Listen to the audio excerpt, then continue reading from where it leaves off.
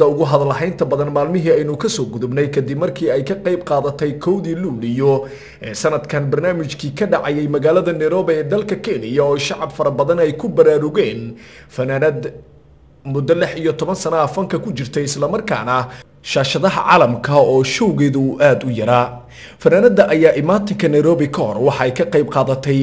bandhig faneedyo kala duwan oo ka dhacay magaalada Jigjiga oo ay ka qayb qaadanayeen fanaaniin isugu jira Soomaali iyo ajnabi oo ay Saynab Laba Dhagax ku guuleysatay fanka Soomaaliyeed in ay u dhadhansiiso ajnabi aan garanayn laakiin ogaaday kaalinta ku jirta fanka Soomaaliyeed. baadigoobka faraha badan ee Saynab Laba Dhagax ugu jirtay sidii ay mar qura fanka Soomaaliyeed hanaankiisa u gaarsiin lahayd ayaa dhanka kale waxa barbariyay ole ee ugu jirto fahamka Soomaaliga dhabta ah oo ay fanaaniinta qaar ay ka gaabiyeen. waxay tiri music lagu madadaaliyo iyo waliba erayo raab lagu soo daro ama casri kale loo raadiyo waxa ka wanaagsan in luqadda afka Soomaaliga dib boorka looga jafo si ay dhalaanku ay u bartaan waa kelmado kamida kelmadaha ka soo yeeray Saynab Laba Dhagax xilli ay warfidyannada waraysi ay siinaysay. heesaha jacaylka sida gaarka ugu tilmaaman tahay waxa kamid ah hees ay ku wada luuqeynayeen Allah u wada raxmaday marxuumiintii geeriyooday Saciid Mirax Haydar iyo Kisi Xaaji Aadan heestii dhabta miyaan ku saara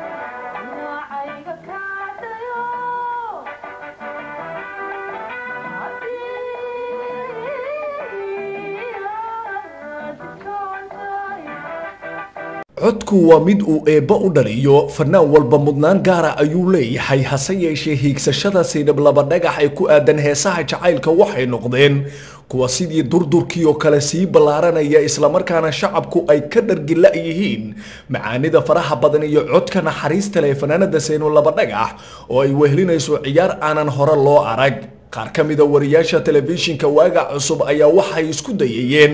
daqiiqad walba in ay qancin u sameeyaan shacabka Soomaaliyeed ee higsanaya baahida gaarka ah ee ku aadan heesaha ay ku luuqayso fanaanadaasi. mar aynu dhawaan la xiriirnay Saynab Laba Dhagax oo ku sugan gudaha Canada waxa ay shaaca ka qaaday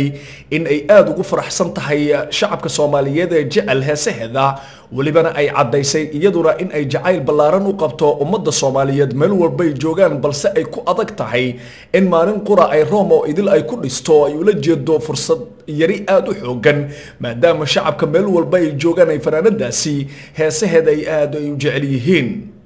ugu dambeyntii waa fanaanadii ugu horeysay oo sidan oo kale ay shacabku uga daba dhacaan markii loo eego fanaaniintii dambe